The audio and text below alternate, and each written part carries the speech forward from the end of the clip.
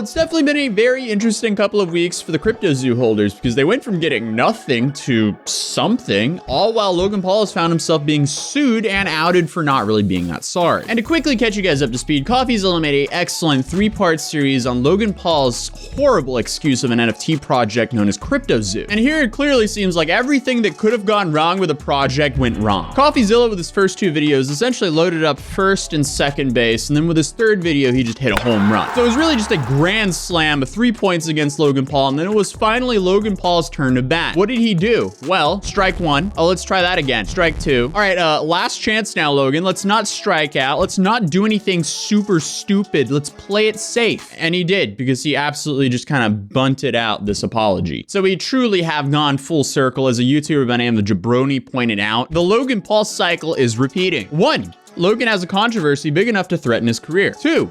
He is accused of animal abuse immediately after the big controversy. 3. He defends himself and says he did nothing wrong. 4. Logan apologizes. Repeat.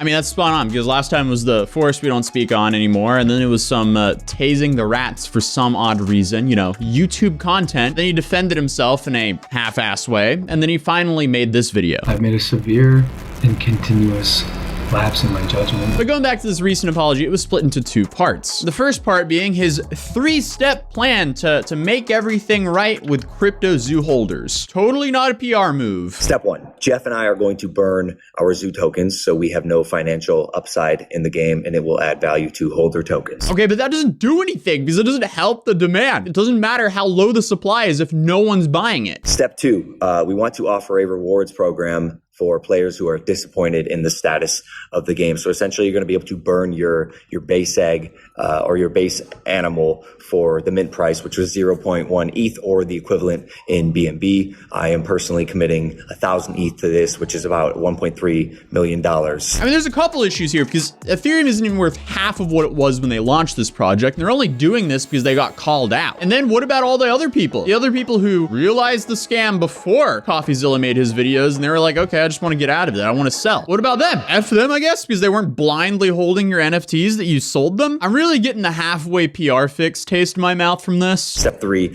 obviously finish and deliver the game as outlined in the white paper by completing the egg bridge from ETH to BSC for base animals and base eggs, completing the marketplace, and obviously completing the releasing your animals into the wild to accrue your yield function. I don't see the point in doing this. Like, he already burned his stack. Like, he doesn't have a horse in the race. Like, why would people care about this project now? It's already been gutted and tarnished. People see what the project really is now. And it just doesn't make sense to me to invest in a founder who's only building this project because he's being guilted into building it. It just doesn't sound like a good move to invest in that or stay invested in that. To say I am disappointed in how this was handled internally is an understatement.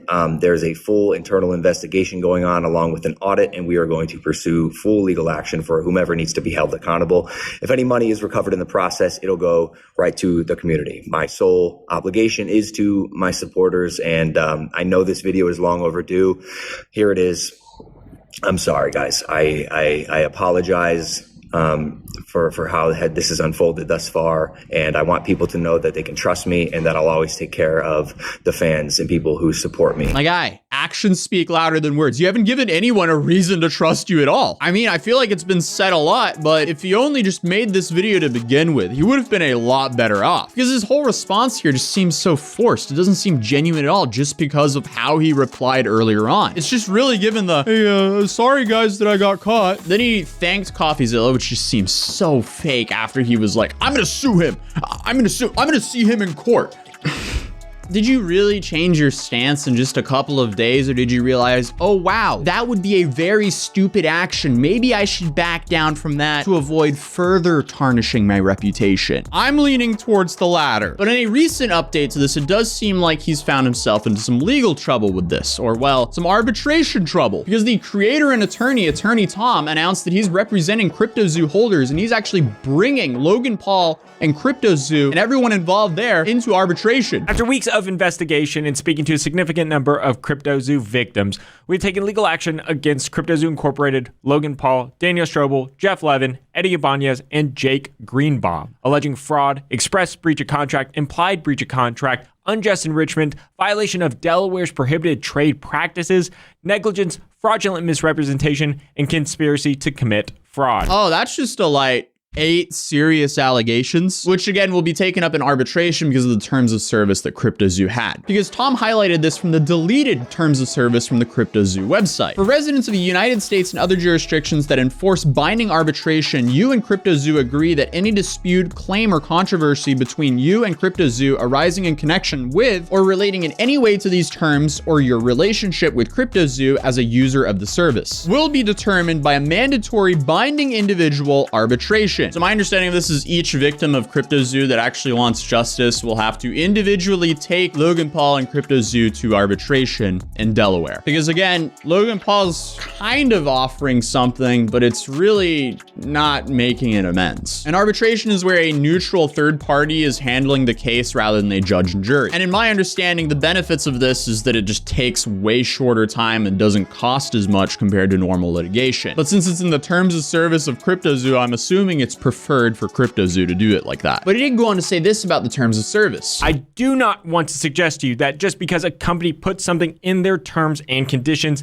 that term or condition is automatically enforceable. In fact, I think there are quite a few terms and conditions present in the CryptoZoo agreement that I believe are unenforceable. And on top of that, I think that these terms and conditions as a whole might be unenforceable for a certain class of people. But the whole reason why I brought up this legal procedure issue is because if you are a CryptoZoo consumer, there is a reasonable chance that you are subject to these arbitration and class action waivers, meaning there might not be a public class action settlement where you can just receive some sort of notice, fill out a claim form, and receive whatever potential compensation you may or may not be entitled to. So this is definitely going to be interesting to see how all of this unfolds over the next couple of months. And at the end of Attorney Tom's video, he showed this arbitration case, and it's just loaded with DMs from Logan Paul that just make him seem so shady. It's like he's chosen this public front to try to save face, but behind the scenes, he's super salty and upset about this, which is really pushing the "I'm sorry I got caught" narrative. Because here in the DMs, someone asked him about it, and he said that he's only refunding current owners. And someone said, if you sell, you lose. Common investing knowledge. And he kind of bumped that right there. He also said, please do not put any more money in CryptoZoo. And when someone asked him, when you say don't put more money into CryptoZoo, what are you trying to say? And someone replied, he's probably saying, hey, I'm sick of you guys blaming your investment decisions on me, so I'm putting it in writing, don't buy anymore. Well, that's just my guess. And he bumped that for some reason. He also replied to this Marvin guy saying, I believe there's been a misconception here. As outlined in the white paper, Zoo was created to support CryptoZoo, and it was not intended to be an investment vehicle, but the whole point of the game was to own the NFTs to be able to get this Zoo token. But then he goes on to say, eggs were at 0.1 ETH. When you sold or bought, it was not my decision. And then someone else asked him, guys, can someone explain what he said about not investing? I will no longer be the scapegoat for anyone's financial decisions. I said this in my last video, but this just really reaffirms this. I feel like Logan Paul was the shepherd who just brought the sheeps to the wolves. And now he's just upset that people are blaming him for what happened to the sheep. So at the end of the day, it just seems like Logan Paul is just sorry he got caught.